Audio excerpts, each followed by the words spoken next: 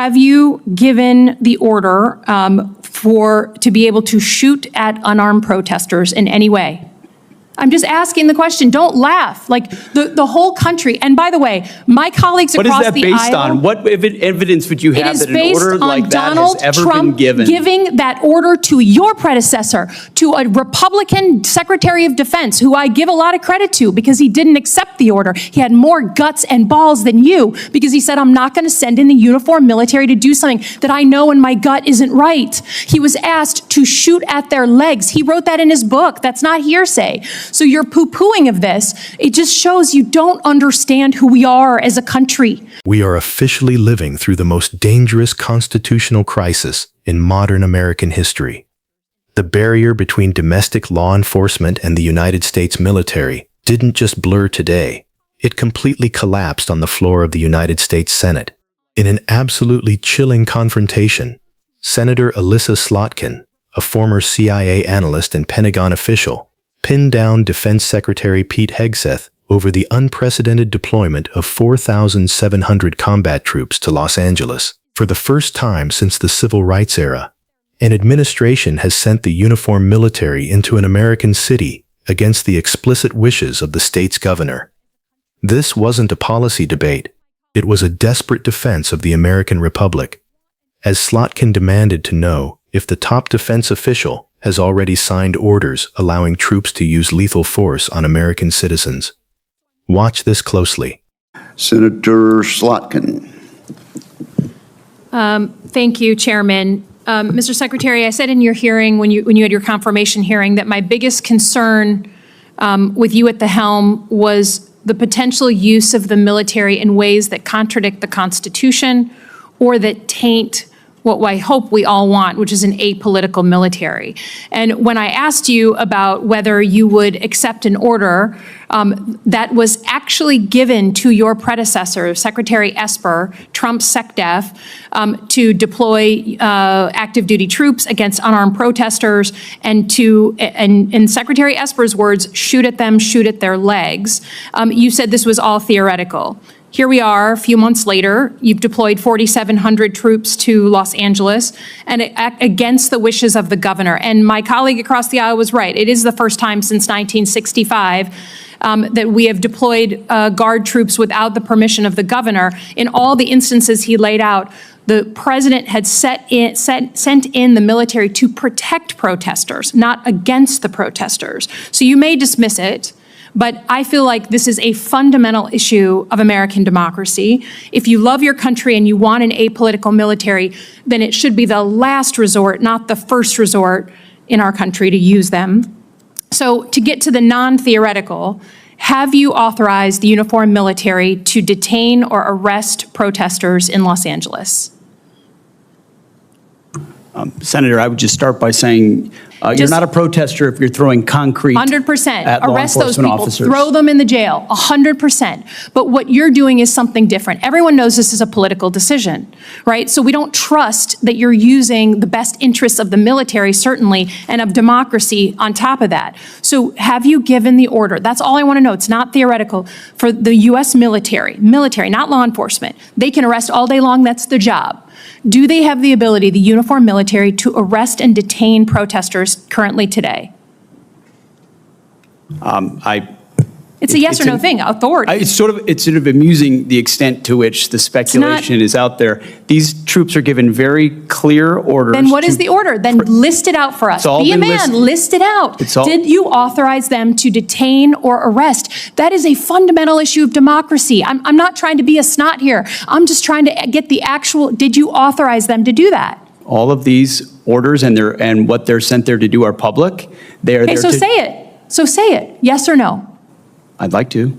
Please, yes or no? As I've said time and time again through interruption, they're there to protect law enforcement, do they have ICE the ability to arrest? who are trying to do their job, deporting illegals who were allowed in by the previous administration. So they cannot arrest and detain citizens of the United States, the uniformed military. As we've stated, if necessary, in their own self-defense, They could temporarily Okay. detain and Have hand you- over to ICE, but have there's you no given- arresting going have on. you- And you know this better Have than you you're trying to authorized play the political U.S. games. military There's to no use arresting cyber of U.S. tools personnel. of the U.S. military against members of the protest? Have you authorized U.S. military cyber tools to investigate people participating in these protests? Yes or no? Certainly in no way that I'd be aware of. Okay, that's good. I love that answer. That's great.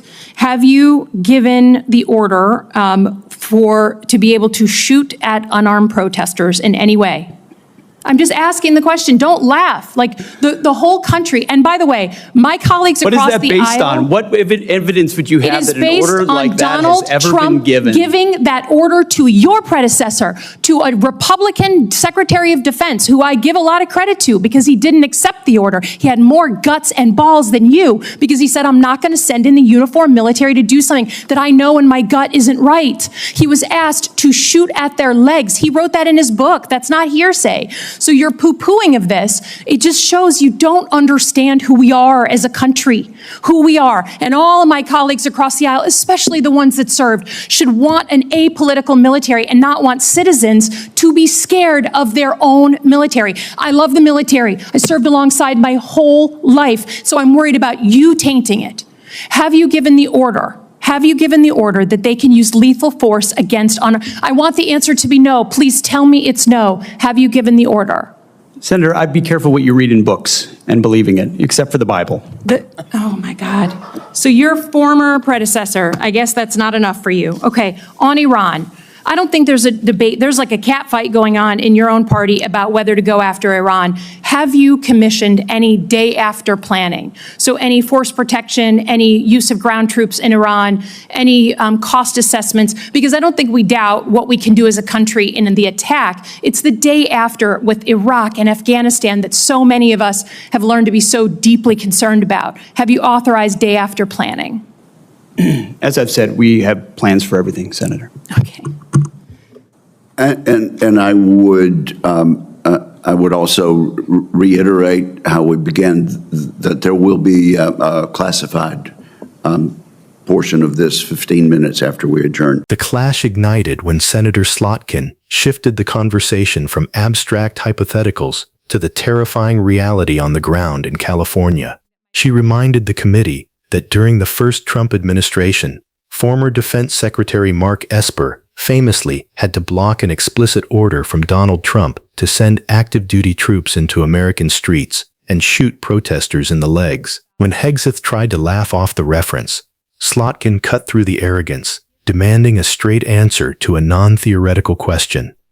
Has this Pentagon authorized uniformed military personnel to detain, arrest, or shoot protesters today? Instead of offering a definitive, reassuring no, Hegseth chose to play games. He smirked, calling the panic amusing, and claimed the troops' orders were public. Slotkin fired back with raw fury, telling him to be a man and state the orders clearly into the record. Under intense pressure, Hegseth finally admitted a terrifying reality. The military has been granted authority to temporarily detain individuals and hand them over to federal immigration authorities. Slotkin exposed the massive, dangerous overreach of this policy. Using the United States military, designed for foreign warfare, to conduct domestic policing operations on American soil, completely bypassing the Posse Comitatus Act. But the most disturbing moment of the entire hearing came when Slotkin pressed him on the ultimate question.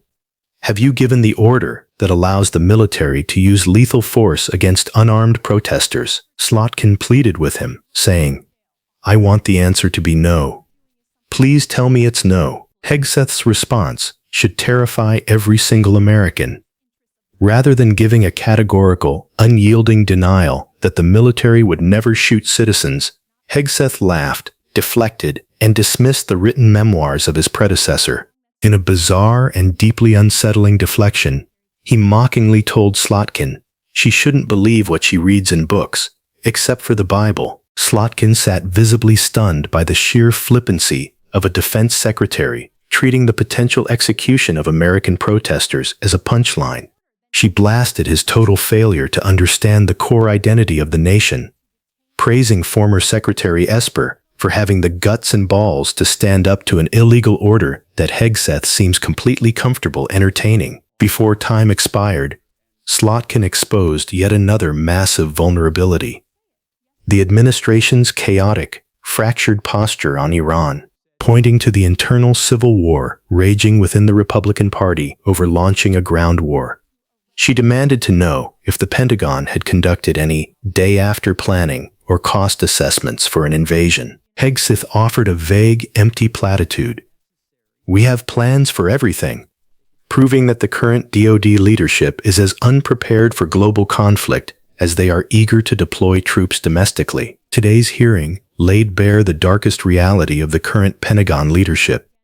When a Secretary of Defense refuses to categorically rule out shooting unarmed Americans and mocks the very concept of an apolitical military, our democracy is in imminent danger. The military is being weaponized, not to protect the people, but to intimidate them. What do you think?